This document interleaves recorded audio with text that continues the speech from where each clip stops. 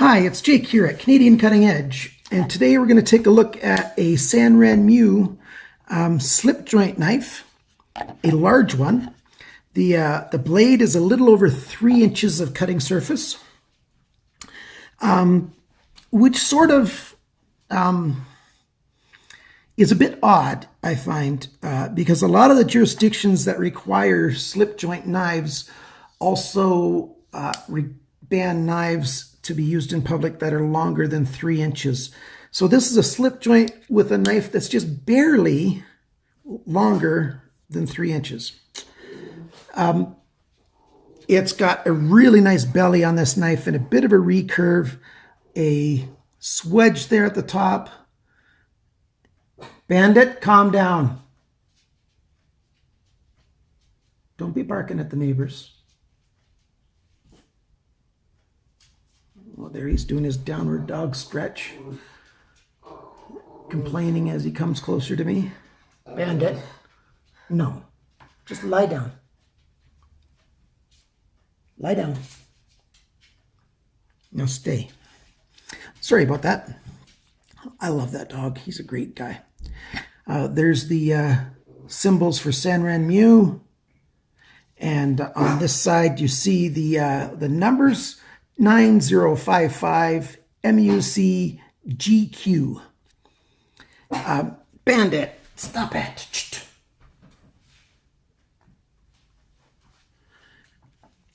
I didn't look up what the steel is on this. I'll check it and I'll put it into the comments below if I can get that information. It's got a thumb stud only on one side, so it's a right-hand use knife. The slip lock is very sturdy. It takes a fair bit to get it to break loose and try to go closed. There's no intermediate stops in between. It's just the stop at the very end, and then it's fairly firm going all the way closed. It's a drop point with that swedge. It looks really sharp. There's some very nice jimping on the thumb ramp of this knife. It's not too high and they're not very big, but they give really good purchase with your thumb. So I really like that a lot. I'm happy that they've put tip up or tip down options with this nice clip. The clip is got a very good strength to it, not overly stiff, but stiff enough to be fully adequate. I haven't changed the position yet because this position where it's tipped down is also the position where it rides deepest in your pocket. It's just the height of the clip itself. Were you to put it on the end, it would ride sticking a little bit further out of your pocket. This G10 is a brown and a black and a red layered together and then, milled into this rounded shape. It is cut, as you can see, just about a 1/16 of an inch smaller than the liners. And so the edge of the steel comes out and they've rounded the steel over a little bit so there's no sharp edges to it at all. It's actually very comfortable in hand, both closed and open.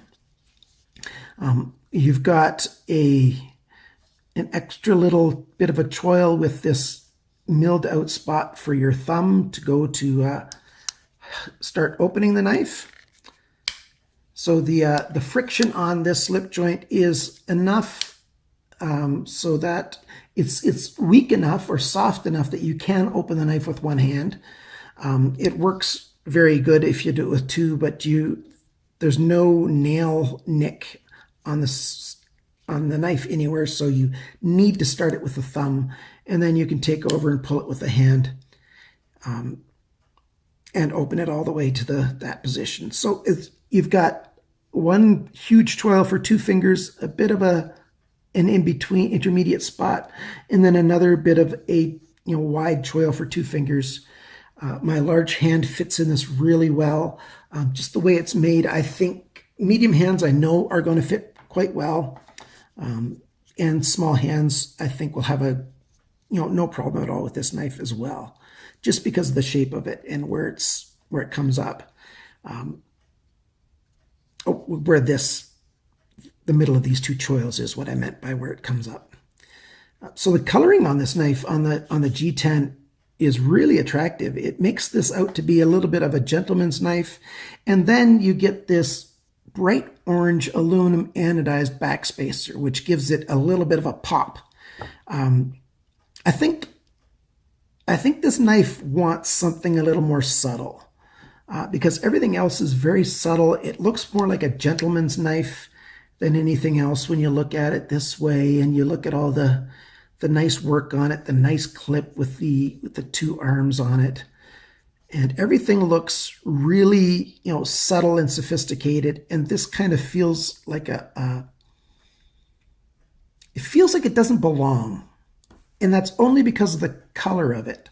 If they would have chosen a nice brown for that anodization, or even a yellow, because brown and yellows complement one another, and a red and yellow don't look bad together as well. The orange just doesn't look quite right.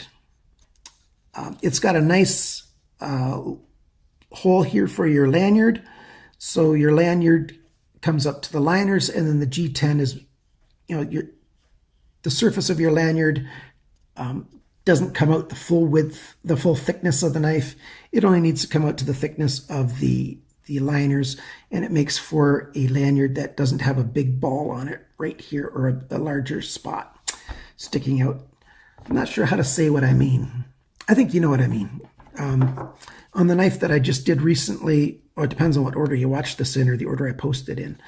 But let's say this Gonzo knife, it's got the same thickness as this Sanrenmu knife, but the lanyard has to come on the outside of all of the G10. Whereas on this Sanrenmu, the lanyard just comes to the outside of those two liners.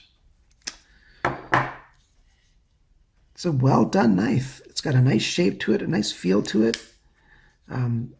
But yeah, it is really right hand only. With your left hand, how are you going to open the knife? If you turn it this way, there's nothing to grab with a thumb, and your other hand can't grab it like this that well. I can get it to open a little bit. If I push really hard, you see the dent in my thumb right there. If I push really hard, I can get it to start opening. So yeah, this really is a right hand knife. So if you're right-handed, yeah, maybe you want to consider this knife. I'll put the price in the description below because I forgot to look it up before I set up my camera. The 9055 MUC-GQ. A nice sophisticated, not super, but not a bad knife at all, made by Sanrenmu. Remember, cut towards your chum and not your thumb. Bye now.